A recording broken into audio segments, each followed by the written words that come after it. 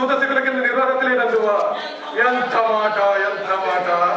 ఇది శాస్త్ర పరీక్షయే గాని క్షత్రియ పరీక్ష కాదే. కాదు, కాకూడదు. ఇది కుల పరీక్ష ఎందువా. నీ తమ్ముడు, నీ తండ్రి భరద్వాజుని జన్మం పెట్టింది. అది జుగుప్సాకరమైన నీ సంభవం పెట్టింది. పట్టుకుండలో పట్టింది కదా. నీది ఏ కులము? అంతేలా అశ్వత్పితామహుడు పురుగులు తిరిగిన సాంతరముడు శివసముద్ర పారే గంగాగతులను జన్మించలేదా? ఈయనదే కులము. మాతో చెప్పడం ఏమయ్యా, మా వంశానికి మూడు పురుషుడు వశిష్ఠుడు దేవవయసుకు మూడు పుత్రుడు కాదా? అతను పంచమ జాతి కన్యాన్ని అరుంధతైన శక్తిని, ఆ శక్తి చందాలంగన పరాశరుని, ఆ పరాశరుడు పల్లిపరిచే నమస్కరించే మా తాత వ్యాసుని, ఆ వ్యాసుడు విధవరైన మా పితామహ ఎంపికతో పాండురాజును, మా ఇంటి దాసితో ధర్మ నిర్మాణుడని మీ కీర్తింపబడుతున్న ఈ విధుల దేవుని కాలేదా? సందర్భానుసారం బట్టి శత్రు బీజ ప్రహార్యంతో సంక్రమైన కులవంశం ఏనాడో కులహీనమైనది కాగా నేను కులము కులము అని వ్యర్థవాదం ఎందులకు.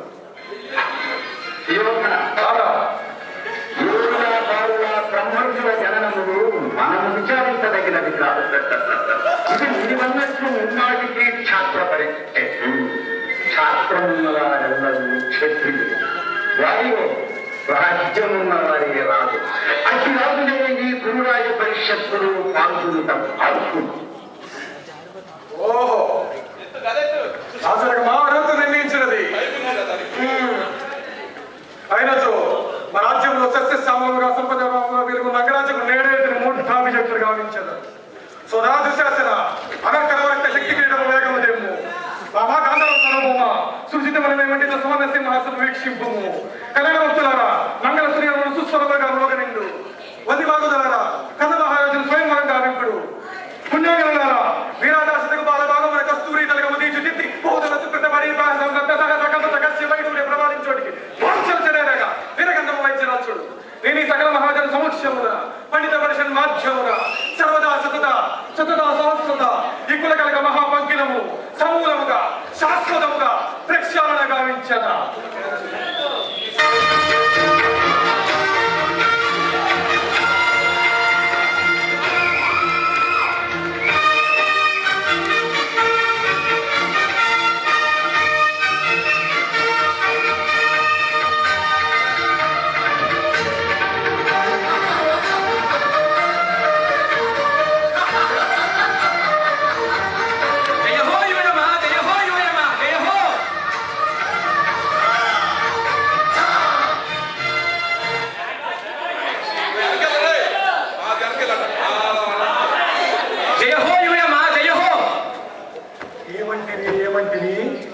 మానవ జాతి నీచమా!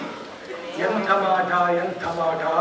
వైడురుముడు వెంటాడి వేధించి ముప్పు తిప్పలు పెట్టి మీ ధర్మసూత్రను సైతం మంట కలిపి తన పతి ప్రాణము దక్కించుకున్న నారీమణి సావిత్రిదే జాతి. మా నవజాతి తన భక్తితో సాక్షాత్ పరమశివుణ్ణి ప్రత్యక్షం గావించి మీ పాసము సైతం గట్టి పోచగా నుంచి ప్రాణాలులైన మిమ్మల్నే ప్రాణభయంతో పరిగించిన పసిబాలుడు మార్కండేయుడిదే జాతి. మా నవజాతి నీచ నీచమన్న మా జాతి మూలమున ఏనాడో ప్రతిష్ట మూట కట్టుకున్న మీరు నేడు జాతి జాతి మమ్మల్ని చేతియా. ఎంత వివేకం, ఎంత జ్ఞానం, ఎంత సంస్కారం! ఇటు నుంచి దేవుడు అనుకుంటున్నాడు కూడా నకీచ భావాన్ని కుక్కడి వేలతో సైతం ప్రకటన పెట్టేసా.